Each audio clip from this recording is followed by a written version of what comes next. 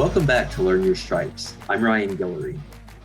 And I'm Michael Moran, and today we're going to talk about penalty enforcement, turnovers, when in doubt axioms, and a little bit more. Now, last week we left you with a play scenario, and we were asking for your ruling. We've got 3 minutes and 48 seconds left in the second quarter. 2nd and 6 for A at the B42. QB AA is scrambling, and before going out of bounds at the B46, throws the ball deep into the sideline. We asked what your ruling was. And we'll look at the high school rule and the college rule in this case as well. In high school, it's going to be intentional grounding. It's going to be enforced 5 yards from the spot of the foul, plus a loss of down. So therefore, we'll have 3rd and 15 from the A49. The game clock is going to start on the snap. The play clock will be 25 seconds. And for more on that, you can check out Rule 752 in the Federation rulebook. Now, in the college realm, this wouldn't be a foul. This passes by a QB who's outside of the tackle box. The ball has crossed line of scrimmage, so we have a legal forward pass. So this is simply just incomplete. We'll have 3rd and 6 for A at the B42.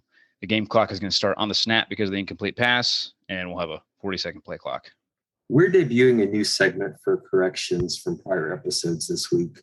And for lack of a more creative title, we're going to call this segment After Further Review.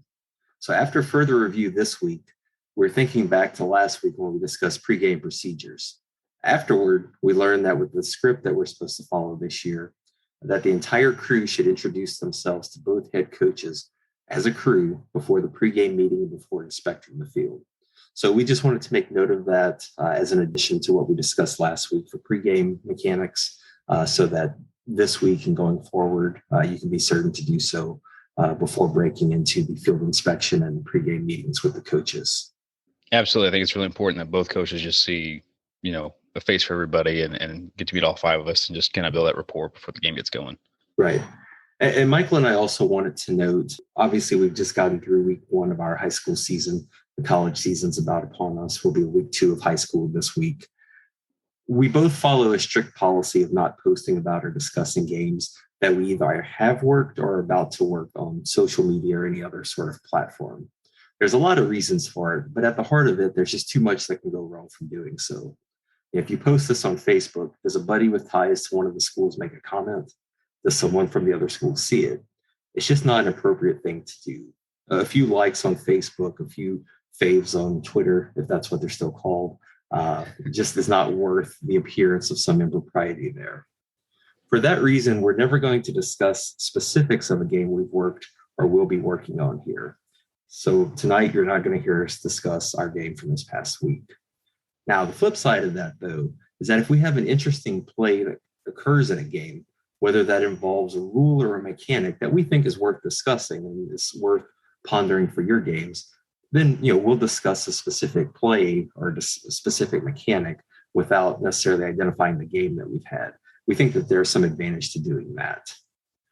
This week, after doing pregame last week, we've kind of got a few different topics. Michael's already mentioned those. It's going to be a little bit of a mix and match kind of show, but we're going to start with, as I've heard put many times, a coach's favorite play, victory formation.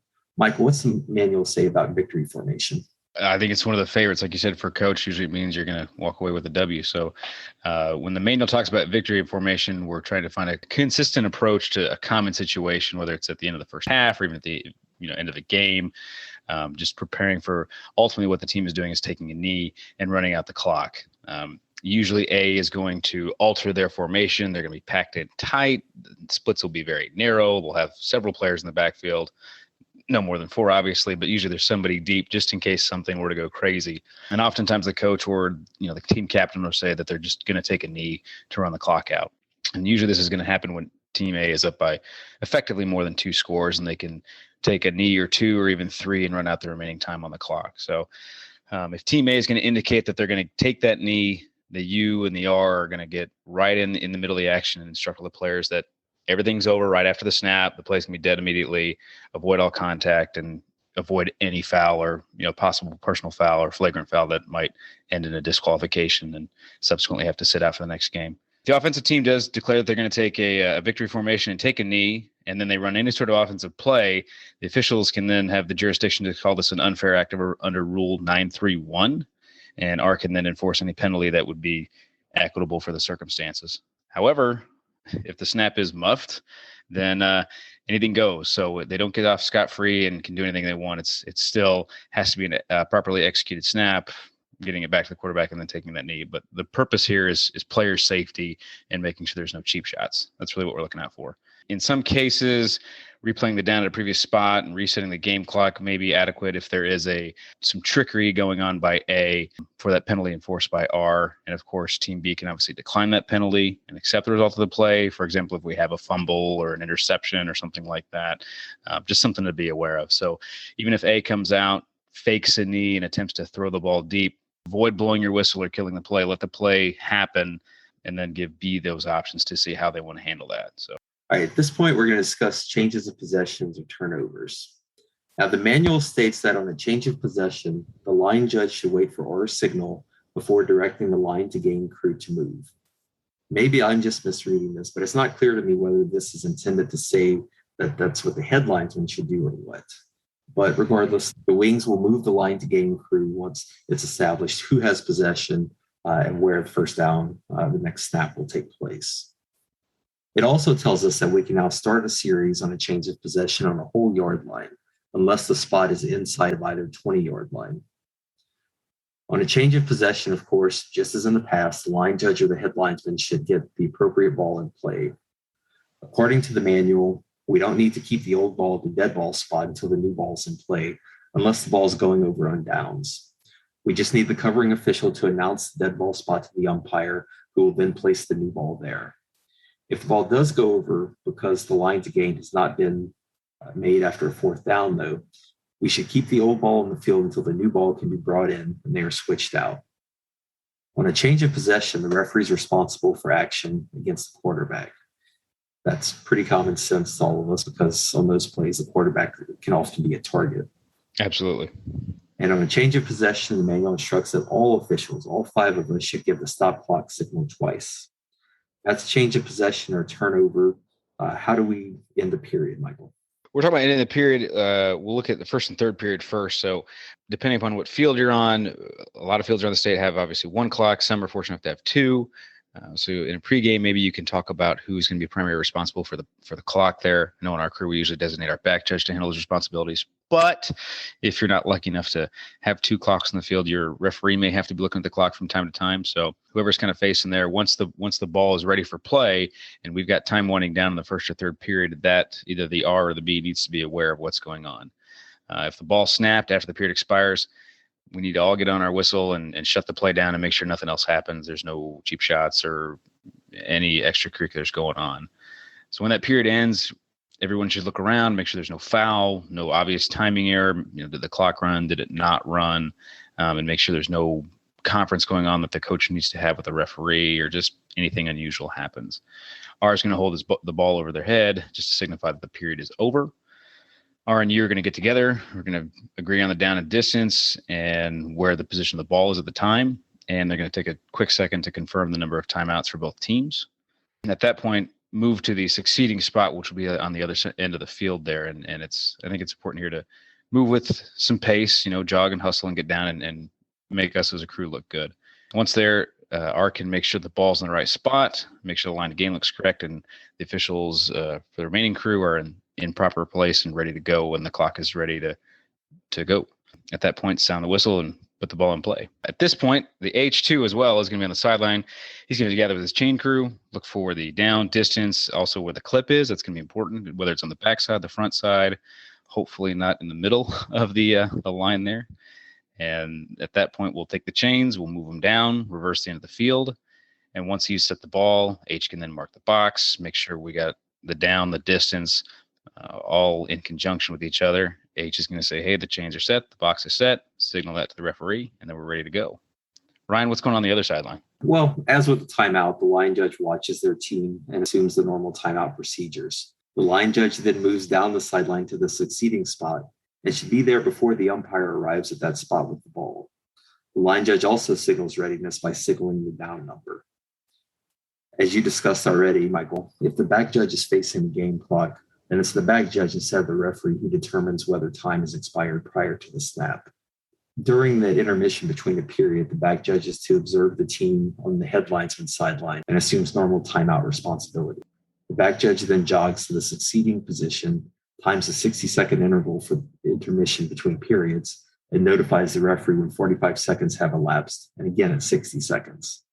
Now, all 5 officials, as we said, should stop the clock twice once the play is over at the end of the period, or if the clock expires before the play. This is a time for us all to record the down, distance, clip, and ball position on the game card that we each carry out to the field. And during the intermission, we're all to monitor team attendance as well. Now, that's what we do in between the first and third periods. What do we do at the end of the second period, Michael? And the second period is very important as well. I think whether it's first, second, third, or fourth, everybody should be aware of the game clock. We talked about RB and who's facing that and has those responsibilities, but everybody should have some sort of mental acuity as to what's going on with the clock, especially when you get inside 1 minute, being aware as to what's going on and have that sense of, okay, 10 seconds have elapsed, 5 seconds have elapsed, something along those lines, and just kind of get that in your head. Now, when we're talking about the end of the second period here, we get some interesting things that could happen, particularly if there's a foul. So just like the first and third period, we're scanning the field, making sure there's no foul, no timing error, or again, the coach doesn't want to have a chat about something. Once the teams have left the field, after that, the referee is going to look at the clock and signal for the halftime intermission to begin. And this is something that's going to be discussed with your AD in pregame as to how long that intermission is going to be. Again, we talked about that in one of our previous episodes. If it's homecoming or senior night, and we have a lengthy halftime. Your back judge then should have a watch and time that intermission. So a typical Friday night, right? We're looking at 15 minutes.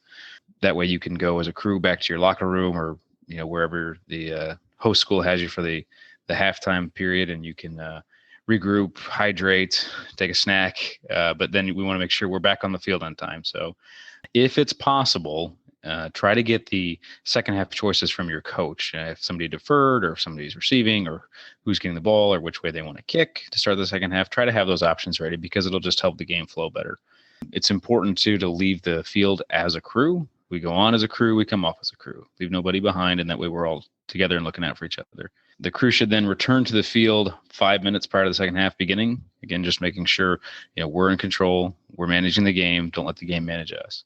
Once the time has expired for the halftime, make sure that you at least have your designated team captains at least on the field and prepared, ready to go. And then the referee is going to put the 3-minute warm-up time up on the clock there and indicate for that to start. Both teams are back on the field within the 3 minutes ending of the halftime. You do have the option of going ahead and zeroing out the halftime clock and then adding the warm-up period there if both coaches can agree to that. So that's halftime. And then after we get the third period and then the fourth period, Ryan's going to talk us through the end of the game there. Yeah, at the end of the game, just like at the end of the second quarter, either the referee or the back judge will determine whether the game clock has expired prior to a snap. If it has expired prior to the snap, if there's no foul, no obvious timing error that we need to correct, no request for a coach-referee conference, or no other irregularity, the referee holds the ball overhead to signify that the period has ended. All 5 of us should leave the field together as quickly as possible and refrain from shaking hands or congratulating one another until all 5 of us are back in the locker room. That's the procedure between quarters. Another important procedure that we're going to discuss this week is penalty enforcement. So, Michael, if you could get us started there. Sure. And I think just like with end of procedures and penalty enforcement, we're on the field, we're maintaining a professional manner, a business manner.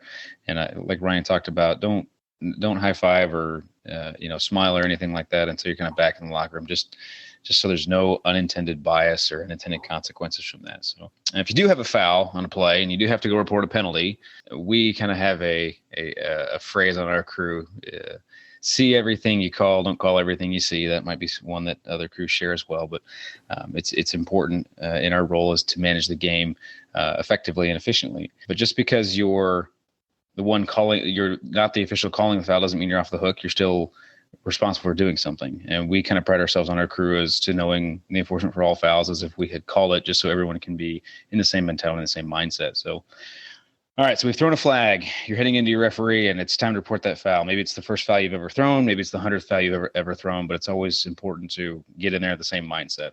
The important thing to do is get here, be prompt and be accurate and be decisive with your calling when you're talking to your referee. Yeah, it's also good for your umpire to be in there too, be part of the conversation, because typically, and at least in our crew too, our umpire is kind of leading the charge, if you will, when it comes to marching off the penalty in either direction. The important thing here is identifying the foul you have. Use the rule book language like holding, And I know we have things we classify holding sometimes as grab and restrict or a takedown, but use the proper term of holding in this case. It can make things simpler for the referee to recite it back to the PA and to the crowd. You may, at the referee's request, be asked to supply more detail just in case, particularly if you have to give that information across the other sideline to another coach. That can just be handy. After you've given the foul that has happened, make sure you identify the offending team using the jersey color and a team designation, whether that's offense, defense, kicking, return, something along those lines, just so we know who we're enforcing the foul against. Also, at that point, identify the offending player.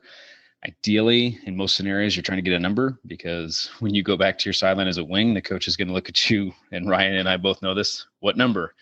And the worst thing you can say is, I don't know. I think that's the one thing we never want to have. Well, we'll also sometimes get, if a minute or two has passed and we're still trying to get that number. I've had many times where a coach has said, I still don't have a number. And all I can say is, I'm still working on it, coach. And hopefully we'll be able to get that from someone on the crew at some point. That does happen. Sometimes those interior fouls, if there's a holding by a guard or a face mask by a linebacker or something along those lines, was it 54 or 45? That can be difficult. And the important thing to remember too is again, don't let the game manage you, manage the game. If the coach has to wait 2 or 3 or 4 plays, that's okay. Like Ryan said, if they ask you for a number, work to get that number. Maybe half of a quarter goes by and there's a timeout. Run into the calling official. Hey, who was that DPI on? Oh, it's 23. Okay, now you have a number and you can report to the coach, and that'll also earn you some respect. So we got a little off topic here. I'm kind of rambling here. So we've called the foul. We have the jersey color. We have the team. We have the number. Then at that point, we're going to indicate where's the spot of the foul, and this is going to indicate where we're going to enforce this. Is it from the end of the run? Is it from the end of the kick? Is it from the previous spot, perhaps? And then at that point, too, also indicate the status of the ball. Was it during the kick? Was it a loose ball? Was it prior to the pass? Those kind of things can help piece together where you're going to enforce this thing. And it's also useful for your R. So when reporting your fouls, make sure we're in that business-like manner. Don't show any emotion, just like when you throw a flag. Don't show any emotion throwing a flag. Don't show any emotion when you're reporting your foul either. Again, we want to maintain a professionalism.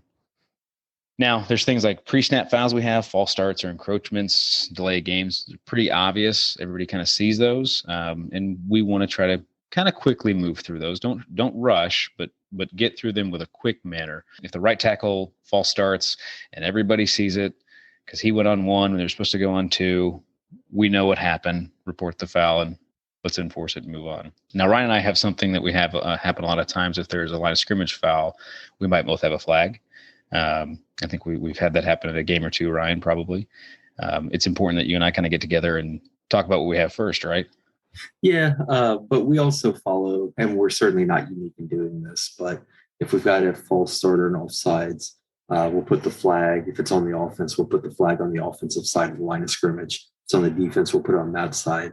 If we have some disagreement, then we'll come together. But if we both have it on the offensive side or both have it on the defensive side, we're pretty confident that we're going to be in agreement to give that preliminary signal there. Yeah, that's a great point. Again, I kind of alluded to earlier, if you're not calling the foul, you still have other things to do. And our back judge, I'll give him some credit here. He does a great job if there's a foul on the field of play, like a holding foul or a face mask. He's always quick to come up and cover the flag just to make sure it doesn't get moved by accident. I think there's been cases out there where players are trying to be nice. They pick the flag up and they just try to hand it back to the official, and it's, oh nuts. Where are we going to enforce that from? So our back judge is great at doing that. The calling official, too, once you throw your foul, continue to officiate the play. You might have a hold, you might have a face mask, but the play still goes on, and we're going to need to figure out where forward progress was stopped or where they out of bounds. So there could be multiple spots in play. I think in the case of Ryan and I, we do a pretty good job of cross-field mechanics. So if I have a foul, I trust that Ryan is going to get the spot where the run ended, and I know he's going to be there every time. And I think that's important because then you've got a spot of a run, a spot of a foul. If for some reason there's some dead ball action going on and you have to maybe go into a bench or separate some players, you can always drop a beanbag. That's always something that's been practiced. Ryan, am I forgetting anything there? No, I think you're set. Obviously, from that point, we've reported a foul. We're discussing it there. The only thing I would add, and this is again outside of the manual, but and again, this is not unique to our crew. I would expect that the vast majority of crews do this. If we've got a foul, we're going to open up the radio, just because if there's a foul on your sideline and I see the referee over there, I see the umpire over there, sometimes the back judge, when the four of you are all in the conference 53 yards away from me, I like to hear what's going on without having to run across the field. So if the microphone's not open, this well, I'll get on there and say, hey, somebody open the mic, just so I can communicate with my coach and let him know what's going on. But that's also going to help us be efficient in obtaining choices from a coach, right? If I've got a hold against the team on your sideline and I'm reporting that to the referee, if I give you the preliminary report on the radio, hold on number 72, that lets you tell your sideline what's going on, lets me tell my coach what's going on, and it tells the crew what we're about to deal with. This is also outside the manual, but we can also give preliminary signals, right? If I throw a flag for pass interference, I'm going to do the two-hand push signal that everybody knows is pass interference, and I'll point one way or the other as a preliminary signal that gives everybody some indication of what's coming. And then I'll go into the referee to give all the detailed information that you've already discussed that we need to be discussing. But one really important thing that we have to do is that we have to go to the coach or the designated representative to know whether they want to accept it or to decline it.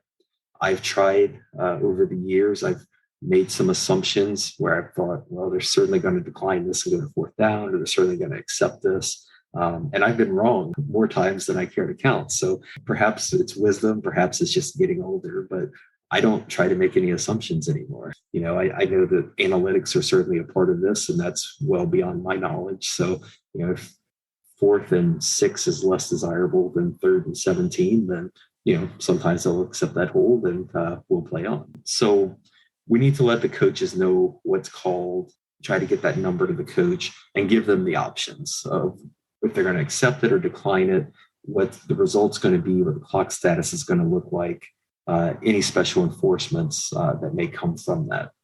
Absolutely. I heard a mentor of mine say once that we may get paid to throw the flag, but the coach gets paid to decide. Sure. So we'll let them handle it. Yeah, certainly. It's well above our pay grade to decide what's going to happen with the foul. But once we report that foul to the referee should announce the proposed enforcement to both the calling official and the umpire. That lets us get that enforcement process going. And if there's some reservation about a proposed enforcement, then we'll need for the umpire, the referee, the calling official, one of those needs to speak up at that point in time. And then once we have the choice obtained from the coach, then either you or I will need to let the referee know what that decision is.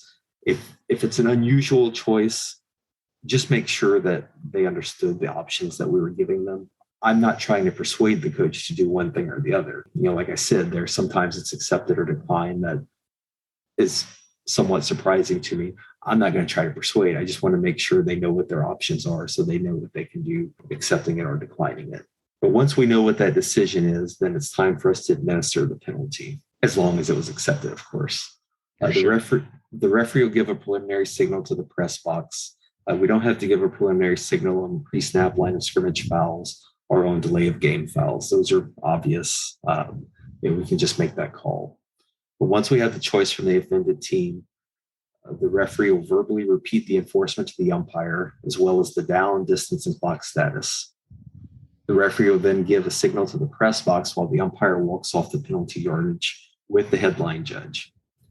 We'll check the ball position, down and distance, and clock are correct at the end of that. And then the referee will need to check that all crew members are in position. Once all of that's completed, the referee announces the down and makes the ball ready for play. Throughout this process, again, it's the umpire who maintains control of the football throughout this enforcement. He'll confirm with the referee that the proposed enforcement is correct or discuss any concerns that they might have with the proposed enforcement. He'll confirm the proposed ball position, down and distance, and clock status after the enforcement are correct, or let the referee know of any concerns there. The umpire steps off the penalty in tandem with the headline judge. The manual tells us that we don't need to take 15 steps for a 15-yard penalty. I think that's probably an older mechanic to take 1 yard at a time through this. If we've got a pass interference and the previous spot was the 20-yard line, we're going to 35, right? Or as long as it's a minus 20, we're going to 35. go to the 35 and get the ball there. Michael, you're the headline judge on our crew. What are you doing to enforce penalties? Well, at this point, I'm checking with the chain crew, and a lot of times there may be a question if are we repeating the down, are we going to the next down, was it live ball or was it dead ball? But we're going to make sure that they're set. And this can be, again, a point in your pregame where you can talk to your chain crew. I've had crews in the past where they're watching for flags. And if they see one, they'll let me know, hey, we got a flag. Just so I know and we know and we're all on the same page, it's good to have. I also am going to walk the penalty yardage along with the U. Right as he walks in, or we say walk, I guess we should say jog. We talked about making that mental note. If it's 5 yards, you're there in 2 to 3 steps. If it's 10, it's, 3, 4, or 5 steps, and just try to get there quickly. I think it looks really slick for a crew to know the penalty, know what's going on, be able to enforce it right as the referee's finishing their announcement there and turning back into the field of play. Again, that doesn't mean hurry, but if you can work effectively as a unit to get that marked off, it helps pace of play speed up and manage the game better too. If by chance the penalty results in a first down, we're going to move the chains as well. And we're going to secure that line to gain equipment. At that point, I'm typically looking back at my referee to tell him if the clock is going to be hot or dead, as we say. I'm usually giving a twirling finger to say, hey, wind it, or I might give a cross my hands in kind of an X pattern to say the clock's dead. If I'm on the sideline of the offended team, then I'm usually knowing, I'm talking with the coach, making sure he knows what's going on. Again, not trying to tell him one way or another what he should or shouldn't do, but just communicating with him, and then we can go from there. In some instances too, if a new ball might be needed for one reason or another, the back judge can get that ball. Perhaps if we had a long pass play out of bounds on a pass interference, or maybe it's rainy or something and we need a new ball, they can do that. But the umpire, if they have a ball in possession, Ryan, like you alluded to earlier, they're going to maintain that ball throughout the entire marking off of the penalty too. For the line judge, Ryan, I don't want to speak on your side there, but you're kind of doing a lot of the same things that I'm doing, right? You're usually trailing to make sure that my math is correct on the penalty. Yeah, that's correct. Again, we're talking about a few things outside of the manual, but again, we're not the only crew in the state of Indiana doing some of these things, right? So as with many crews, if we're getting ready to enforce this, whether it's previous spot or spot of the foul, the umpire standing there with the ball, he'll put up 1, 2, or 3 fingers. Each finger represents 5 yards for 5, 10, or 15. Or if there's a half the distance, that X over the arms, or a chop on the arm to show half the distance. But that's how me and the umpire are confirming where we're going. The two of you are marking it off at the same time. Correct. Once you reach the end, that's when I mark it off. And then it's my job to determine, has it been properly placed, or is the placement off and it's something that we need to correct? And also too, once you're done, I alluded to earlier, our back judge is really good at getting in there and covering a flag in an open field scenario. He's also really good at giving that flag back. So if you're near the flag, if you're not the official with the penalty and you're kind of covering that flag to make sure it doesn't move, help the other official out and toss their flag back to him. So I think that's pretty much what we covered in terms of marking it off. Ryan, I think you want to talk a little bit about maybe disqualification. Was that right? Yeah. So when we have a penalty for a foul that includes disqualification, the manual sets forth some specific procedures we're to go through. So when we report the foul to R, we need to let the referee know that the foul includes disqualification and describe with specificity what the conduct was that leads to that disqualification. Both the referee and the calling official are then to note the disqualification on a game card, including the number and name of the offender, if known, the period and time where this occurred, and a short description of the disqualifying conduct. The referee and the calling official will explain the reason for the disqualification to the coach of the offending team at the sideline. They then remind the coach that a disqualified team member may remain in the team box, but the disqualified non-player has to leave the facility. If the disqualification is of a team's designated representative, then we'll need to find out who a substitute representative is for that purpose. And finally, we need to confirm the name of the disqualified person with the coach and make note on our game card for reporting the disqualification. Certainly here in Indiana, and I suspect in other states as well, if we have a player who's disqualified, there are reports that have to go to the state association afterwards. So, we can't just disqualify number 12 and then assume that that's the end of the process. We've got to get information turned in. The school's going to be in contact with the state association. So it's really important that we get all of that information there. Something less than disqualification, though, is just our general sideline management during the game. Hopefully, we do a good job of keeping those sidelines maintained so that we don't get to a point to where somebody's getting disqualified for actions on the sideline. So this is obviously our realm for you and me, Michael. So how are we managing our sidelines? Hopefully very well. I try as best I can to, again, when I'm talking to the coach in the pregame, I usually find out who the get back coach is, and I usually find out the trainer just so I can have that readily available. And I say, manual doesn't really cover that kind of thing, but the get back coach is important because a lot of times they can be kind of your liaison for the players too. Oftentimes the get back coach is usually a strength and conditioning coach. Those that may not follow may have some punishment the next day come Monday morning or Monday afternoon. The get back coach is often the coach who, when it's 15 degrees out, is in shorts and a t-shirt on the sideline, while everybody else over there is bundled up. So they tend to be fairly easy to spot. Yeah, they look like they can juggle bowling balls. That's your guy. But I also like to try to find the trainer too. If you have a player go down, it's easier just to yell out, hey Jerry, hey Susan, whoever, come on out. Trainer can be kind of vague, but if you have a name, you can get somebody's attention.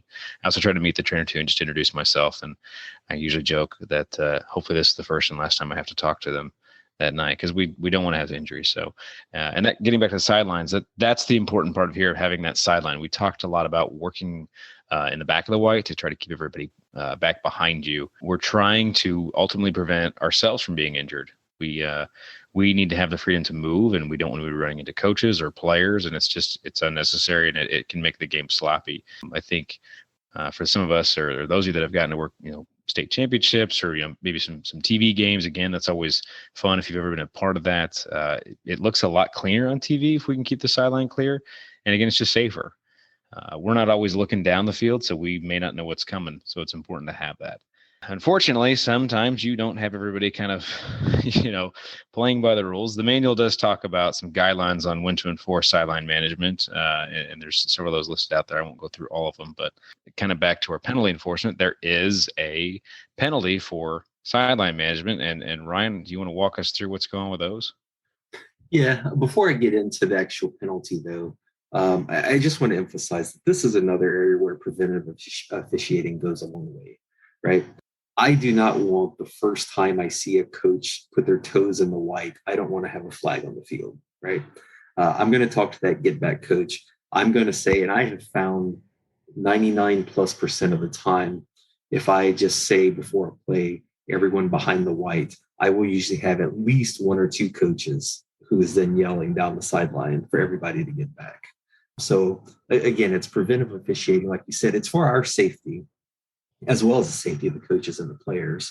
But, it's a safety purpose. It's not an ego thing. It's not that I consider the white stripe along the sideline my kingdom and no one else is allowed there. I'm trying to stay safe, and I'm trying to keep them safe as well. You make a good point there too. If a coach is stepping out to call a play, right, that's fine. We're going to let them do that. I guess I should have clarified on that too. If they're a step onto the field, 69 X razor on go, and then they step back. If that's a real play, by the way, I apologize. I just kind of made that up. If they're calling their play and getting back, rather quickly, we're going to let that go. Don't be nasty about it, because it's only going to make your night harder. So Ryan makes a great point. Yeah, I mean, we'll give them a couple steps. You can have up to 3 coaches in the restricted area while the ball's dead. Again, it's not an ego thing. It's a safety thing. But just understand the game of football. Understand coaches are yelling into plays in between plays, trying to get the quarterback's attention or someone's attention. Let's let them do their jobs, so long as it's not interfering with us safely doing ours. Great point. But if it rises to a point where we have to call a sideline warning, the first violation is just that. It's a warning. We throw the flag, we report it to the referee, who gives the signal, pushing their hands out to the sides toward the sideline. If there's a field microphone, the referee announces the violation as a sideline warning against whichever team. First warning, no distance enforcement. The second violation, same process, except at that point it's a 5-yard penalty that we enforce. Third and subsequent violations, again, same process, throw the flag, report it to the referee, same signal, followed by the sideline interference signal. and then the unsportsmanlike conduct signal. It's a 15-yard penalty once we reach those stages. If there's a field microphone in use, again, the announcement is sideline warning against whichever team, third or subsequent warning, unsportsmanlike conduct, 15 yards, penalty, blank down. That'll follow. Ultimately, we're going to need everyone except officials to vacate the restricted area while the ball is live. Unintentional contact between sideline personnel and an official while the ball is live is a zero tolerance foul. Doesn't matter if it's a ton of contact or a little bit of contact, it's a foul. Now, we should make every effort we can to avoid that contact. But if we have to run around someone in the restricted area while the ball's alive, we can't ignore that. A foul for unintentional contact with an official in the restricted area while the ball's alive should be promptly noted on the covering officials in the referee's game card, as a second such foul would disqualify the head coach. If we have such contact, throw the flag, report it to the referee. They'll give the personal foul and sideline interference signals and announce that as a 15-yard penalty, and then whatever the next down is. The wing official will then advise the head coach of the foul and inform him that another such foul results in disqualification. If it's personnel not affiliated with the team that causes a problem on the sidelines, either by where they're located or by interacting with team personnel or the officials, the sideline warning procedure does not apply. We don't penalize a team in such circumstances, but that's where we get game management involved and ask them to deal with it. Michael, the manual as well as the rule book allows coach referee conferences. How do we conduct those? Yeah, that's kind of outlined in Rule 3511. And no, I don't have that memorized. I just happen to have it. So I don't want anybody to think that. But R is going to grant an official's timeouts. Again, that's one that we have. And then the referee and the wing official on the requesting coach's sideline should be over there to have that conversation. This should be with only the head coach, not 2, 3, 4 coaches, just one head coach.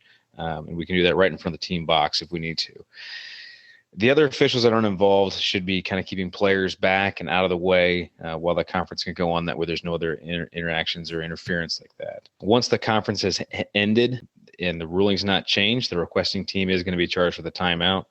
And then R at the end of that conference should signal such timeout so everybody's aware, and we'll document it and write it down. The manual does recommend that the referee makes a brief notation on his game card about what was talked about and what happened in the outcome, if we've got the time to do that. And then the referee is going to explain the ruling and the results to the opposing head coach, just so everyone is on the same page from there. So, Ryan, I don't think we've had too many of those in the past. We've been all right there. We're going to jump to something kind of a 180 here, but still on lines of penalties. Do you want to talk about hopefully something we don't have, and that's fighting? Yeah, I mean, of course, the best way to deal with fighting is to prevent it from ever happening. So this, as with many, many other topics we discussed, this is where preventive officiating comes in. If we see something come up, players start to get chippy, let's go talk to them, right? Let's get them separated between plays. White talks to white, red talks to red, whatever it is, just to let them know that, number one, we've seen it. Number two, we're going to keep an eye on it. It's also good for us as wings and the back judge to pinch in between plays, right? There's to be said for having a verbal presence between plays, and the umpire can go a long way there. Plays over, ball's dead, everyone up, whatever that is. But if we have a physical presence coming in, they know that there's eyes on them as well. Now, this is an area where if we see something happen early that rises to the level of unsportsmanlike conduct, we've got to get that flag down. If you pass on it early and those things build up throughout the game, you could end up with a fight or something along those lines. So again, preventive officiating. Now, the manual tells us, if it's players that are swinging at one another, we're not supposed to get between them. Step back, observe, record the numbers of the people involved in this until the fight's over with. Yeah, I agree. There's some of these players are getting so big and so fast, and I don't care what level you're working at. Period. Right. It just doesn't matter anymore. It's not worth, again, anybody getting hurt, whether it's on the sideline or, unfortunately, if a fight does break out. You make a great point of step back, record the numbers, and quite frankly, get the coaches involved too to let them kind of break it up. Sure, but if there is, unfortunately, if there is a fight, whether it's on the field or an opposite sideline, then it's our job to keep players and coaches from coming onto the field, right? We want everyone who's on the sideline to stay there. Let whatever's happening, wherever it's happening, diffuse. We don't want two full teams coming out to the middle of the field and No. brawling at that point. But if a larger scale brawl does break out, just like with an individual fight, step back, observe, get numbers. It's not our job to break that up, push or pull players off. That's going to lead to a bad day for us, as well as some of the players involved there too. Additional penalties that could come from that. Once everything is kind of calming down, we send the teams to their sidelines. Then we have to get together away from everyone else, discuss the players or personnel to be disqualified, any other fouls that might come up and how they're enforced. The referee then notifies the head coaches about any player or players or any other team personnel who've been disqualified.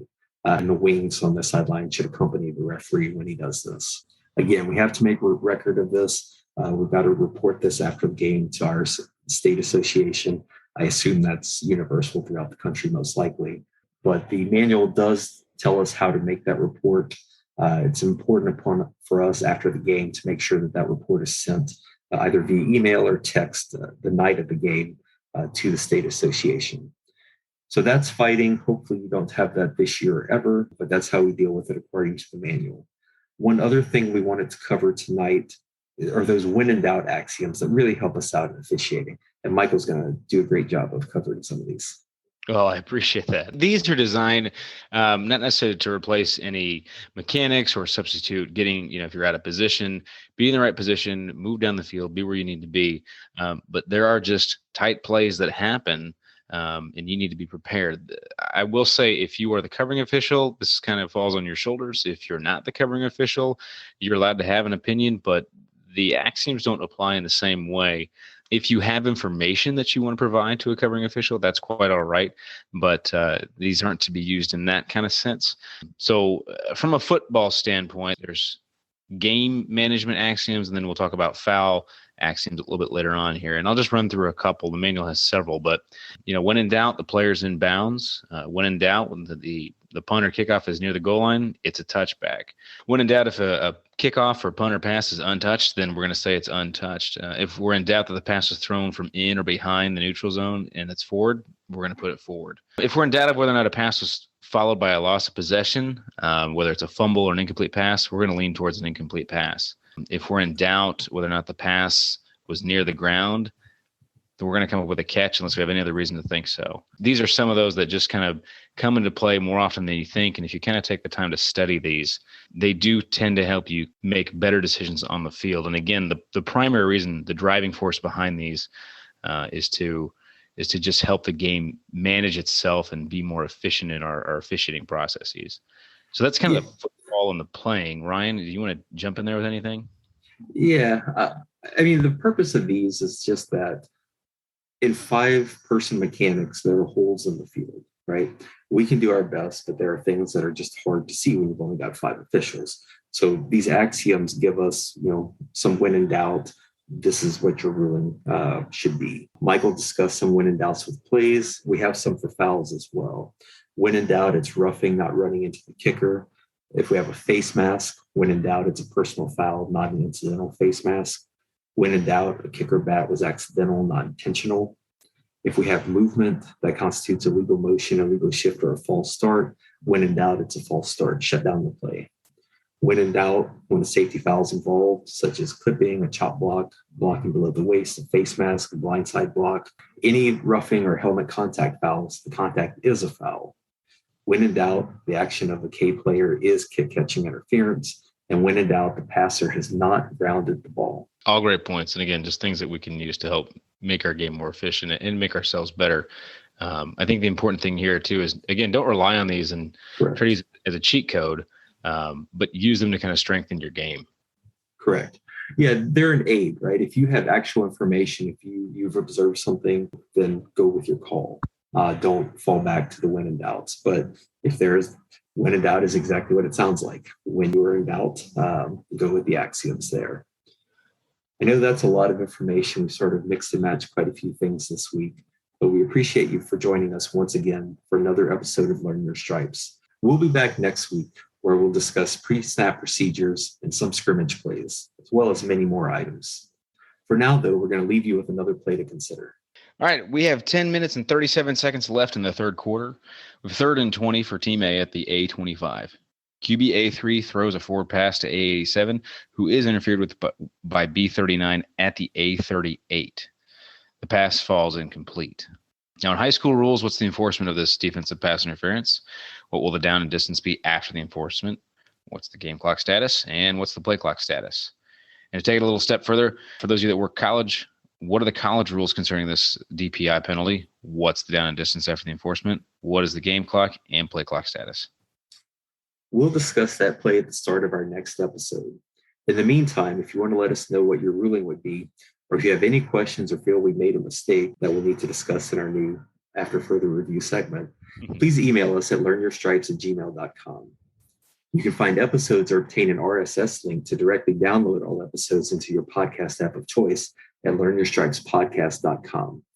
Please also follow us on Facebook at Learn Your Stripes Podcast and on Twitter at LYS_podcast. If you enjoyed the podcast, please rate us 5 stars and leave a review on Apple Podcasts or your podcast app of choice. We've also started a channel in the app Discord where we can have ongoing discussions of rules, mechanics, and play scenarios. We have separate channels set up there for high school and college discussions, as well as the plays of the week. Again, I'd like to thank our producer, my wife, Jenny, as well as Michael for his time tonight. We'll see all of you back here next week. In the meantime, keep learning your stripes. Thank you, everyone.